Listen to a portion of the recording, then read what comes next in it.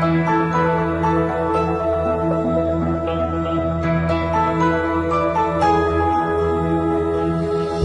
my name is Tim Sales. I'd like to first say that you're not going to see glitz here, so please don't expect it. I'm not an entertainer nor an actor. I've created this video as a tool designed to educate people about a business concept that works, for people who are willing to put 100% of themselves into something. See, it takes 200% to be successful in business. 100% must come from you. 100% must come from the business vehicle that you've chosen. Business vehicle meaning how you earn your living, how you support your family. I've seen people who relentlessly pour 100% of themselves into a business vehicle, profession, or job, but that vehicle doesn't have the capability to give back 100%. The mechanics of wealth are just not there. But no one has ever fully explained to you why it doesn't work and why it's a waste of your valuable time if your goal is financial success. This video is for the person who is willing to put in their 100%. They're only lacking the right business vehicle, the explanation of why it's right, and the evidence that it does in fact work. Even though I say you must put in 100%, that doesn't mean that you have to work it full time. I didn't. That doesn't mean you have to sacrifice your family time, nor does it mean you have to have prior experience. I didn't. What you'll learn right here has allowed me to build a $25 million company. Now, a $25 million company has certainly been done before. However, this was done where no employees were required. No accounts receivable, no accounts payable, no overhead, and very little inventory.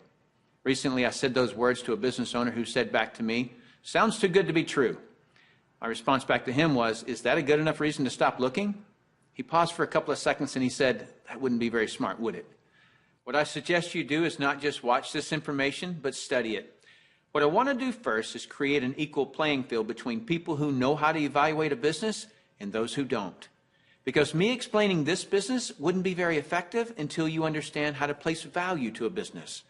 The simplest thing for someone to do when they don't understand something is to go, it doesn't work. The way I'll accomplish this equal playing field is to give you 4 main principles to look for in a business. Number 1 is a huge expanding market. If you were the best vinyl record producer in the world, would it matter today? No. It doesn't matter how good you are in an industry that's eroding. Number 2 is a unique and consumable product. I'll cover unique first. If you don't have a unique product, then you compete on price and convenience. Who has the best price? Who's closest to the customer?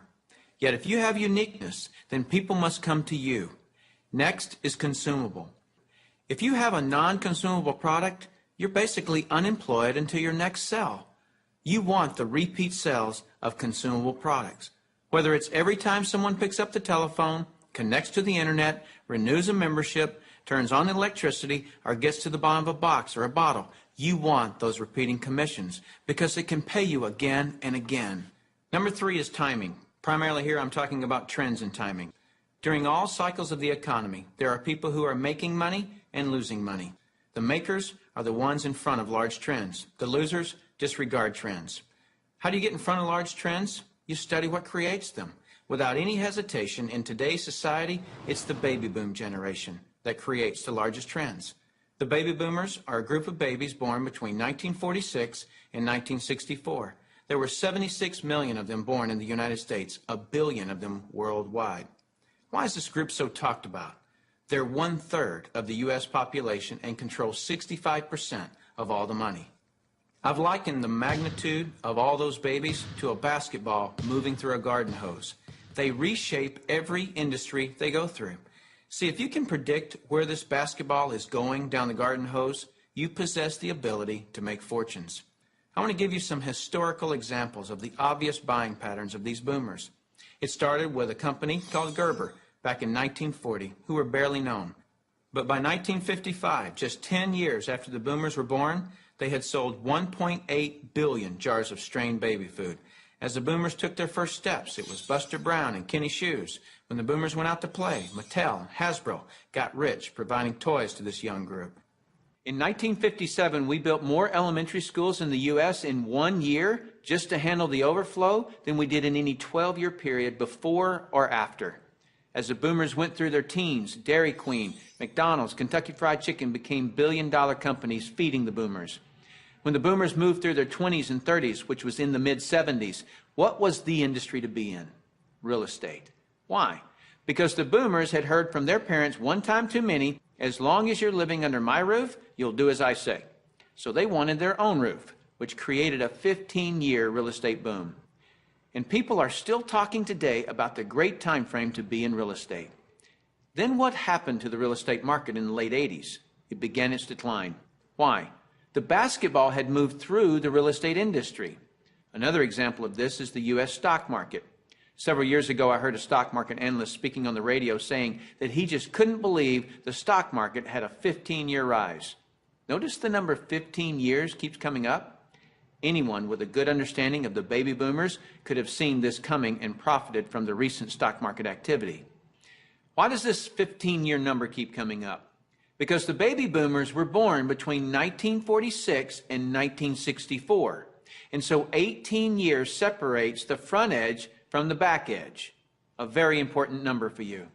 If you look for trends on the front side of the basketball, you get the full 18 years for your products to be popular. That's the reason you study the nose of the basketball. So your business, no matter what your business is to be looking at what industries are expanding or which industries are about to expand. You shouldn't care how long you've been doing something or how long you've been in school to learn something. Are you in front of trends or not? Don't have a loyalty to something just because you've been educated in it or doing it for a long time. So looking at the current trends, we've basically got 1 billion people who are in their 50s and 60s. Since that's the case, what business do you want to be in? Let's look at some obvious current and future trends. Health and looking younger are going to be tremendous trends. The boomers do not like what aging is doing to them. So products that fend off aging as well as vanity issues will continue to boom. Businesses that focus on retirement issues will do very well. The crux of it will start with the boomers having enough money to retire. Businesses that offer ways to make money will obviously flourish. Legal matters such as wills and estate planning will become large trends. Efficiencies will also grow. The television was too far away from the couch for the boomers, so they invented the remote control device. Today, they have their entire library of books and music in their cell phones. The boomers have always been enamored with technologies that make life easier. These technologies will actually create industries. For example, the computer created the need for antivirus software. The internet has created a need for identity theft protection and firewalls. But there will be many additional industries created by the computer and internet technologies. It is the computer plus the internet that made the iPod, iPad, and iPhone possible. As a side note, the baby boomers are not the only trendsetters. They are just the largest and have most of the money. As the world becomes one, the international market will play a big role, as well as the group born just after the baby boomers that are known as Generation X. But remember, the boomers control 65% of all the money. So when a bright Generation X person creates a great new product or service, they must make it simple enough that a baby boomer can understand it. Otherwise, that product will not reach mass acceptance.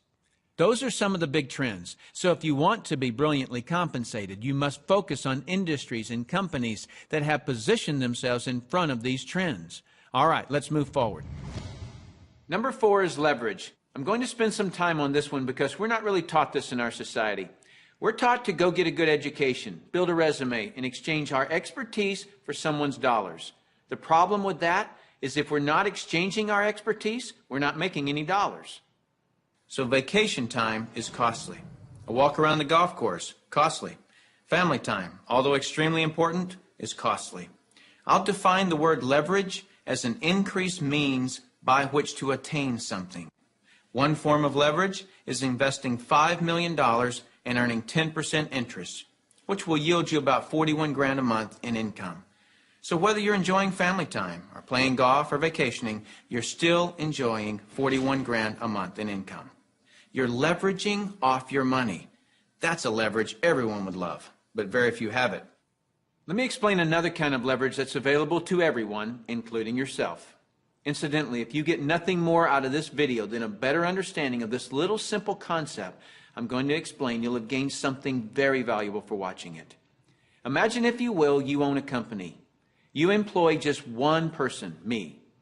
I work for 8 hours on Monday. You work for the same 8 hours on Monday that I do. Now listen closely.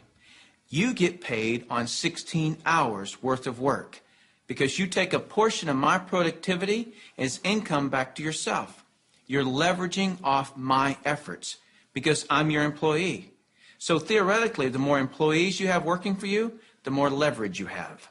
However, have you ever had employees? If you have, you know that in theory, hiring employees sounds great, but it's very difficult to reach leverage through employees. I've heard it said that if you have one employee, you have one headache. If you have 100 employees, you run an adult daycare center. And the reason being is this: no employee will ever work as hard for your company as you will, because they don't own it. Here's my rule of thumb for reaching true leverage. If there's one sentence that epitomizes the entire video, it would be this: to have true leverage, you must create a situation where everyone has the same amount to gain. Only then do you have true leverage. Let me give you an example of this type of leverage. Let's say that I'm a real estate broker and I hire an agent named Robert. Robert goes out and sells a building. Robert earns a percentage of the selling price of the building, and so do I, the broker. Why do I, the broker, earn a percentage when it was Robert who sold the building? Well, I did some of the advertising. I trained Robert. I had the initiative to go get my broker's license in the first place. I put up the risk. I did a lot of things. And so it's valid that I, as the broker, earn my money. But Robert doesn't work for me as an employee. He's an independent contractor. He just hangs his real estate license on my wall. My point here is the broker and the agent have the same amount to gain from the sale of the home. It is totally in the agent's interest to earn more money, which is a form of leverage for the broker. There is a flaw in this leverage situation that I've shown you, and it's this: the broker can have multiple agents, but the agents cannot. The broker has leverage, the agents don't. Until the agents do what most brokers dread. What happens when I, the broker, have been real effective at teaching Robert to be a good agent? What's Robert going to want to do in a couple of years? Be his own broker, right? Is this good for me, the broker? No, because as soon as he becomes a broker, two bad things happen to me. Number one, he breaks away from me and I lose him as an income source. And two, worse than that, he's now my competitor that I trained. He knows all my good stuff. By the way, this doesn't just happen in the real estate industry. It happens in practically every industry. Have you ever heard the expression, "I'm just going to work there for experience"? What does that mean? It means I'm going to strip them of their knowledge and then go do it myself. If you're a business owner, how many people have you trained who are no longer working for you? How many people have you trained to be your competitors? Well, this gets worse.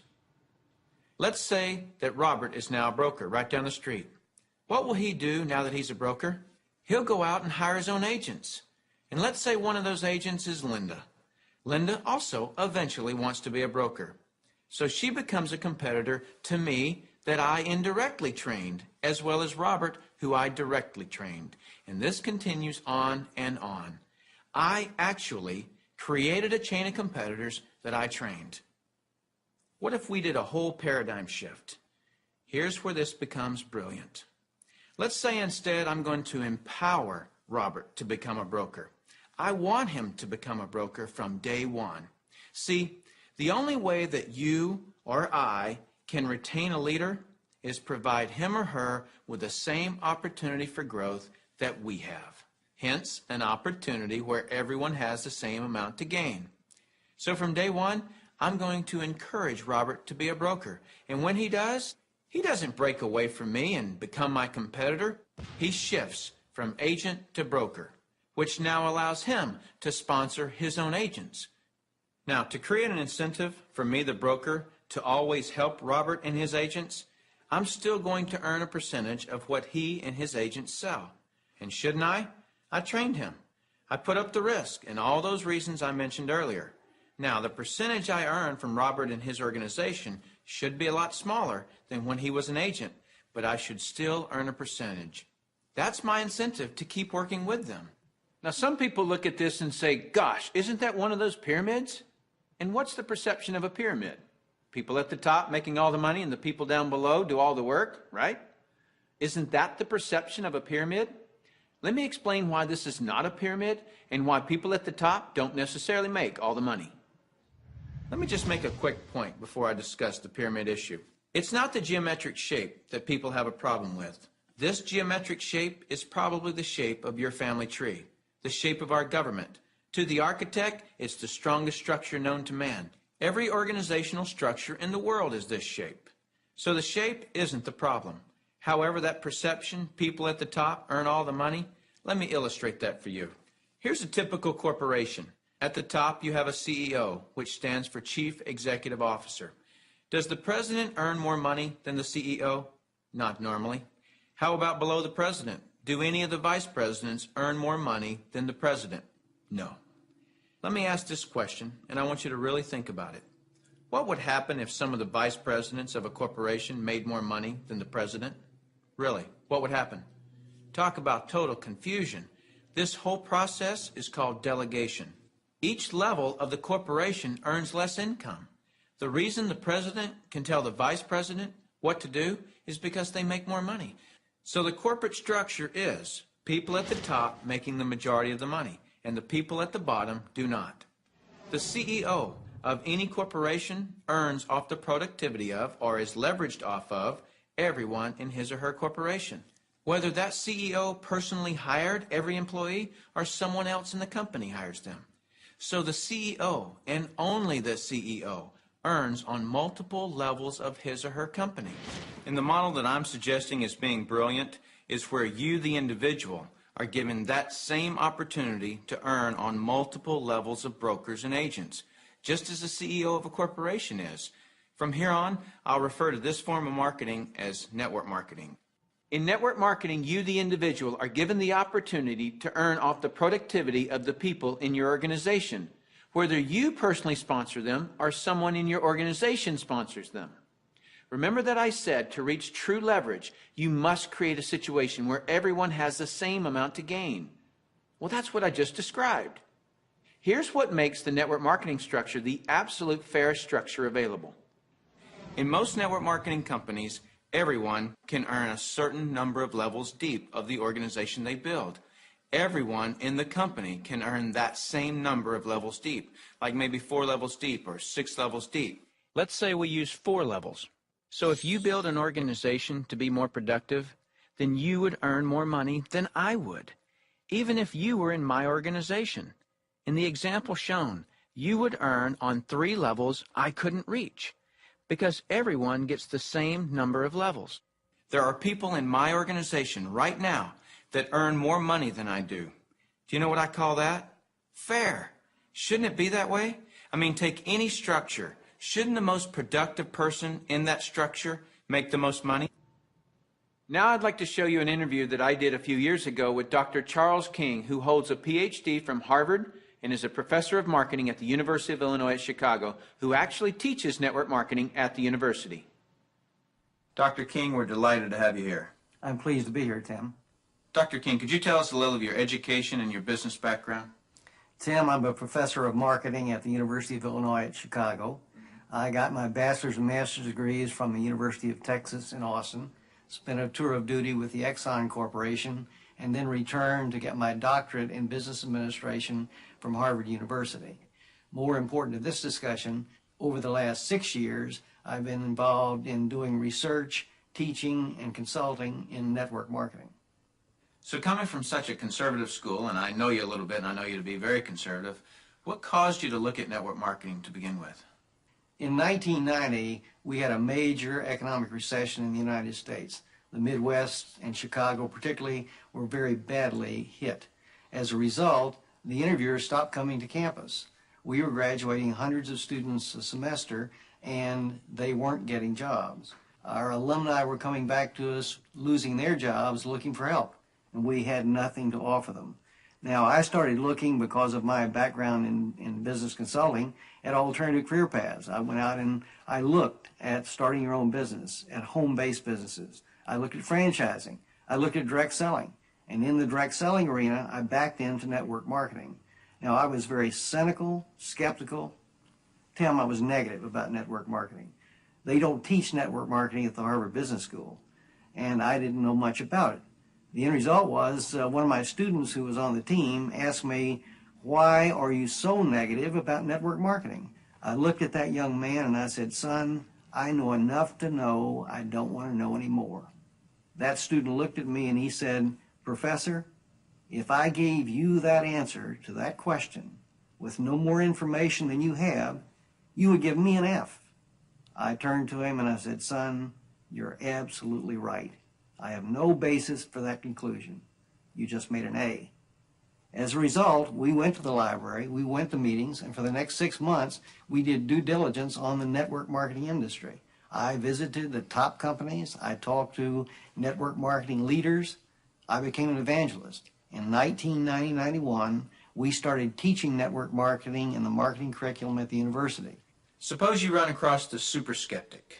What advice do you have for them? Tim, I would recommend they do precisely what I did. I was a super skeptic. I did my due diligence, I investigated the industry, and I drew my own conclusions. I strongly recommend that you do your due diligence and then begin to define precisely what role you want to play in the network marketing industry. Set realistic expectations. If there's a single cause for failure in this industry, it's the get-rich-quick syndrome, thinking that you can come into the industry and make enormous sums of money with no work. I argue, by contrast, that if you set realistic expectations, you develop a plan of action to guide your business development, you can be successful. And that's coming from a Harvard Business School graduate who was a true skeptic, but through due diligence, he learned the truth. Warren Buffett owns a network marketing company. If you don't know who he is, he's typically listed in the top 5 richest people in the world. He created his wealth by investing in and buying the highest quality companies. Why do you think Microsoft or AT&T, Gillette, Colgate, Citibank, IBM, Toyota, Xerox, Texas Instruments, General Motors, General Electric, AOL, Oracle, Sun Microsystems, Coca-Cola, and many others distribute some or all their products and services through network marketing? They use this method to distribute products because network marketing is a very efficient model to distribute products and services. These large corporations are firm testimony to the industry's success and credibility. This confirms what Professor King was saying about that the industry has come of age and is now a true profession. The reason so many people are coming into network marketing is because people want control of their life. They want a quality of life, and network marketing truly offers that. I hear people all the time complaining that they are too busy or don't have enough time. People act as though time owns them instead of them owning time. Have you ever noticed that there are people who, with 24 hours, earn $10,000 a year, and there are people in the same 24 hours who earn $10 million a year? Let me explain the difference. I've heard people say this phrase, "It's easier to just do it myself than try to get other people to do it." Whenever I hear that phrase, I know that person just nailed their feet to the floor. All they can do is expend their time, not invest their time. Here's a secret. Wealth is hidden from those who must do it all themselves. Wealth exposes itself to those patient enough to train others. When you understand the power of educating and empowering others so that you get more done, you're truly on your way to wealth. Now, with that understanding of the importance of training others so you get more done, look at network marketing, and you'll see why I call it brilliant compensation. In network marketing, what you teach and train others to do is duplicate what you do, which is to find and train others. This is actually multiplying you. That's why I say, next to your spiritual growth and your family, there is nothing in the world you can do that will reward you better than investing your time in network marketing.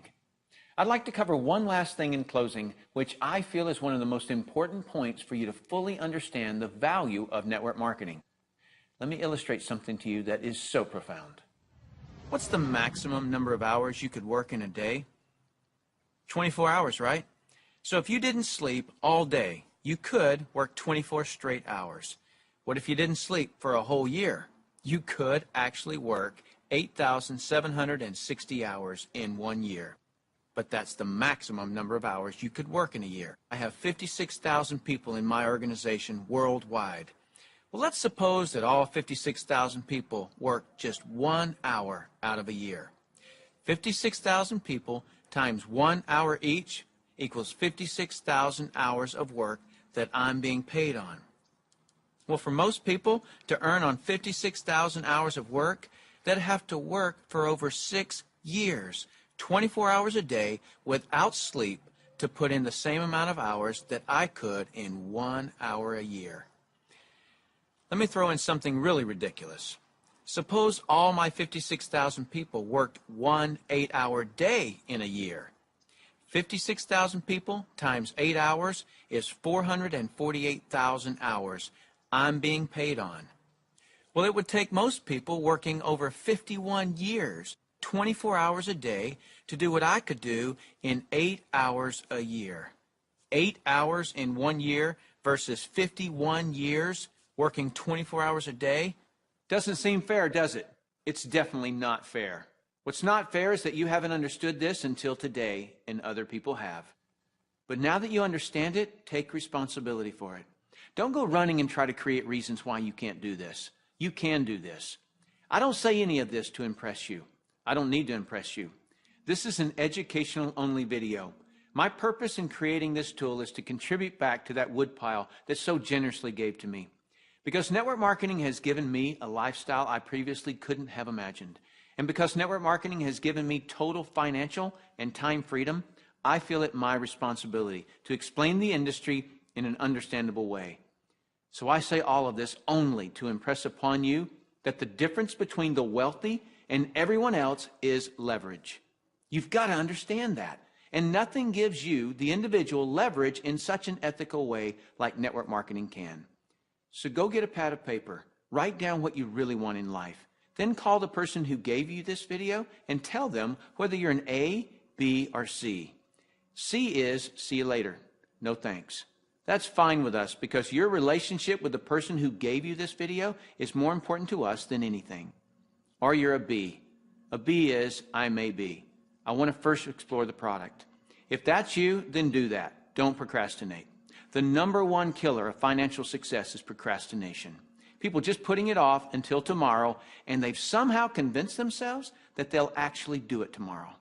You know what I'm talking about. As soon as I'm done with this project, then I'll have more time. Or as soon as little Jimmy gets back to school, then I can, and they never do.